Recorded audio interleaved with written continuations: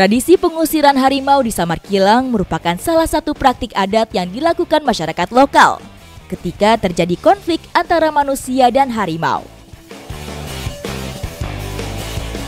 Pagi ini saya bersama dengan Ama dan juga Bapak akan mencari bahan-bahan di hutan untuk tradisi upaya pencegahan harimau memasuki wilayah desa. Ada beberapa bahan dari tumbuhan hutan yang menjadi syarat diselenggarakannya ritual ini.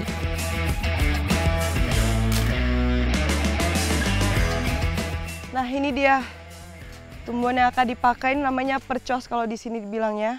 Tuh. Jadi nanti diambil bagian batang sama daunnya. Daunnya nanti kita buang. Ini kita potong ukuran 7 potong. Sampai 7 potong. Ya,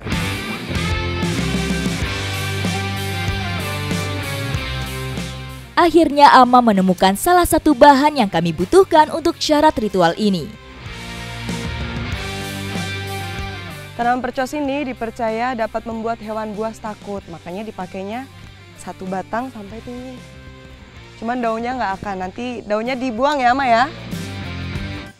Tidak hanya tumbuhan percos ini saja, tapi masih ada 1 bahan yang di dalam untuk tradisi yang akan kita lakukan nanti. Masyarakat Samarkilang memiliki kepercayaan bahwa kalau memasuki daerah hutan itu harus berjumlah ganjil. Jadi minimal 3 orang ya, Ma ya. Minimal 3 orang. Kepercayaan masyarakat Samarkilang bukan tanpa sebab. Jika terjadi hal-hal yang tidak diinginkan, maka teman lainnya bisa mencari bantuan.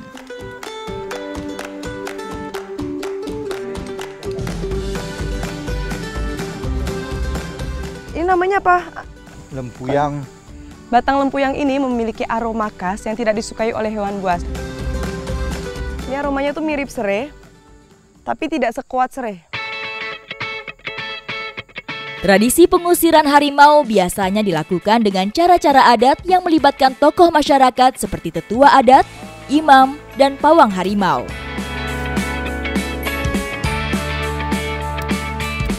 Tumbuhan-tumbuhan yang sudah diambil tadi selanjutnya dipotong-potong, jadi disamakan ini panjangnya. Jumlahnya tuh harus ganjil, 7 ya ini kita potongnya, 7 dan nanti akhirnya digabung jadi 1 dan dimasukkan ke dalam kain putih, Mak sama. Secara spiritual, masyarakat menyampaikan pesan kepada harimau bahwa mereka tidak akan datang sampai batang perkos dan lempuyang tumbuh tinggi. Tradisi ini dilakukan ketika mendapatkan informasi dari warga bahwa ada ternak yang dimakan oleh harimau. Dan di sebelah saya ini adalah saksi hidup, Bapak ini pernah diterkam juga oleh harimau. Nih, masih ada juga bekas-bekas lukanya nih. Iya Bapak ya? Ya, waktu itu Bapak ini lagi cari ikan, pas istirahat, beliau istirahat langsung diterkam harimau dan alhamdulillah sekarang tuh masih selamat gitu. Masih dan hidup, kakinya nggak normal lagi seperti biasa, nggak bisa ditekuk, hanya bisa lempeng gini aja. Tapi masih bisa ke ladang juga Bapak ya? Bisa. Beberapa masyarakat percaya bahwa harimau memiliki hubungan spiritual dengan manusia, terutama dengan para leluhur. Kehadiran harimau di sekitar perkampungan dianggap sebagai pesan atau peringatan dari alam terhadap masyarakat di sekitarnya. Tradisi masyarakat Samarkilang ini sebagai bentuk harmoni antara masyarakat dan juga alam sekitarnya, sehingga dapat hidup berdampingan tanpa mengganggu satu sama lain. Ikuti jejak saya, jejak petualang.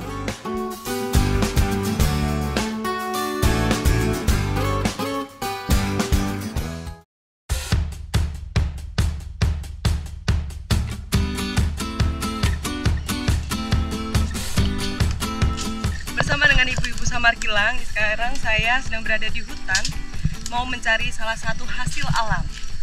Jadi memang karena namanya hutan, jadi kita harus buka-buka jalan dulu. Lumayan susah nih. Tepian hutan ditumbuhi semak belukar yang cukup lebat. Saya dan para warga harus hati-hati melewatinya. Ibu Jamur sudah melihat penampakan batang umbi hutan yang kami cari.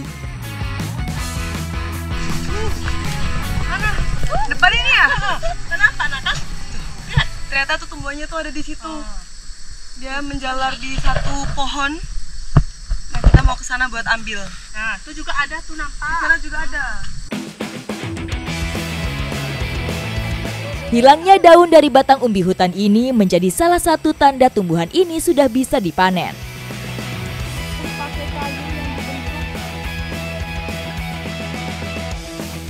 Akar yang lebat membuat salah satu jenis umbi hutan ini susah untuk diambil. Ini dia. Kalau orang Samarkilang menyebutnya di sini janing, tapi pada umumnya orang menyebutnya gadung tuh.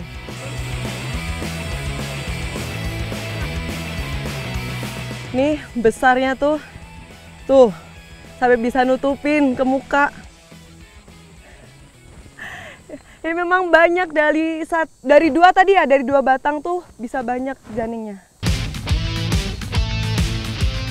Semakin tua umur umbi janing, bentuknya menjadi tidak beraturan. Ada yang bulat hingga lonjong dengan permukaan yang kasar. Lagi nyongkel apa, Ibu? Ini ke janing. Besar ini segini? Iya. Hah? Semua ini? Iya. Saya kebetulan dapat juga nih janing, dan ini lebih besar dari yang saya temuin. Sampai patah-patah buat nyongkelnya aja. Kawasan hutan Samarkilang yang subur dan masih terjaga membuat umbi janing dapat tumbuh maksimal. Salah satunya umbi janing jumbo yang saya dapatkan ini. Ini karena saking besarnya tuh sampai pecah. Wah. Nih. Dari patahan umbi yang saya dapat menunjukkan warna yang berbeda dari umbi janing sebelumnya. Oh, ini yang janing kuning. Iya, kuning. Nih. Pas banget nemuin 2 jenis yang berbeda. Tadi yang putih, yang ini yang kuning. Ini tuh tangan. Udah kita masak ini udah ini. Nah, ini nih. Kenapa harus rame-rame? Karena memang tuh besar dan berat banget. Ini satu orang aja kayaknya nyongkel udah nggak bisa. Wah. Angkat. Bu, angkat, Bu. Aduh. Lumayan berat. Itu sampai harus berdua ngangkatnya saking beratnya. Ini masih ada lagi nih. Tuh. Wah. Wah. Capek ya, Kak ya? Capek, Bu ya. Ini benar-benar berat banget nih. Ada berapa kilo ya? Angkat deh. Yang kuning nih. Janing merupakan tanaman tahunan yang akan berkembang saat musim penghujan dan mengering saat musim kemarau. Tanaman ini menyimpan energinya pada umbi yang kaya kandungan karbohidrat.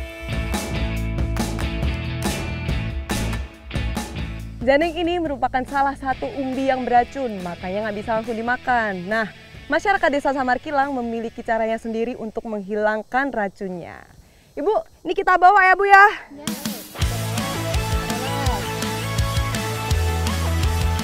Tingkat racun sianida yang tinggi pada janing membuat proses pengolahannya rumit dan membutuhkan waktu yang cukup lama. Di tangan para ahli, umbi janing yang beracun dapat diolah menjadi sumber pangan yang bermanfaat. Nah, ini kita lagi ngupas janingnya. Jadi kalau ngupasnya tuh harus sampai benar-benar bersih, nggak boleh ada yang tersisa kulitnya. Setelah dikupas nanti langsung dicuci. Proses pencucian awal bertujuan untuk menghilangkan getah yang bisa membuat tangan menjadi gatal. Memotong janing ini harus tipis-tipis. Nah, gunanya agar racunnya itu lebih mudah hilang. Tuh, tipis banget. Ini masih tebal ya ini? Bisa. Terdapat berbagai macam bahan yang digunakan dalam proses menghilangkan racun janing. Warga Samarkilang menggunakan garam dan abu dapur untuk mengeluarkan racun dalam umbi janing. Nah, bedanya kalau menggunakan garam ini biasanya dipakai untuk menjadi olahan kerabu. Nah, kalau buat keripik, nih pakainya yang arang ini. Jadi dia nggak gampang patah-patah, nggak gampang remek ya, Bu ya. Campurkan garam dan abu dapur ke dalam irisan janing secara terpisah. Selain ditaburi garam dan abu, janing ini masih melalui proses yang panjang. Nah, salah satunya direndam. Nah, biasanya untuk merendamnya itu harus di air yang mengalir, gunanya untuk menghilangkan racunnya agar semuanya tuh langsung turun racun-racunnya. Ini sudah ya, Bu ya? Proses perendaman akan membuat racun dalam umbi janing luntur dan hanyut terbawa arus sungai.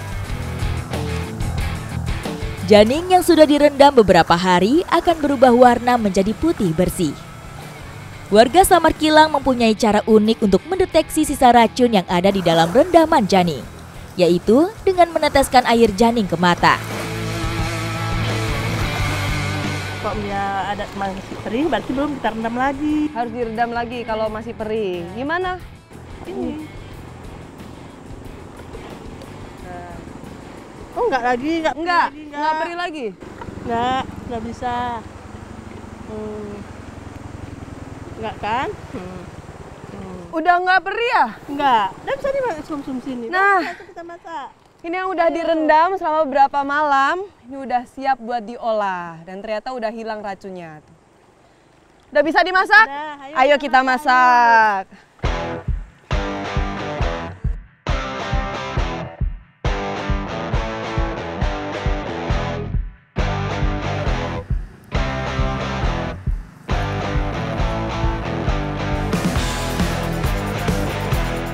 Dulunya pada saat kesusahan pangan, masyarakat Samarkilang menggunakan janing ini untuk pengganti nasi. Nah, kalau sekarang diolah menjadi berbagai macam olahan, salah satunya kerabu.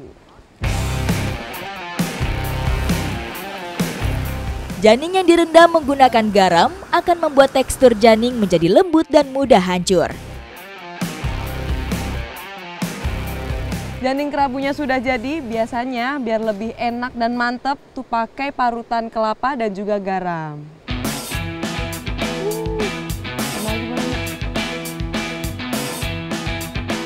Warga Samarkilang biasa memakan kerabu disandingkan dengan parutan kelapa dan garam sebagai campurannya.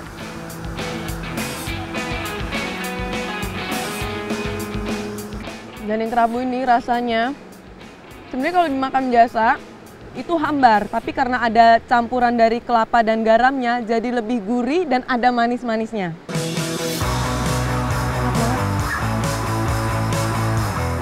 Umbi janing menghasilkan energi yang cukup sebagai pengganti nasi, sehingga dapat digunakan sebagai sumber pangan alternatif yang lebih sehat dan murah. Hutan tak hanya dipakai untuk menjaga keseimbangan alam, tetapi di dalamnya juga menyimpan berbagai macam pangan. Salah satunya janing ini yang dimanfaatkan masyarakat Samarkilang untuk menjadi sumber pangan. Ikuti jejak saya, jejak petualang.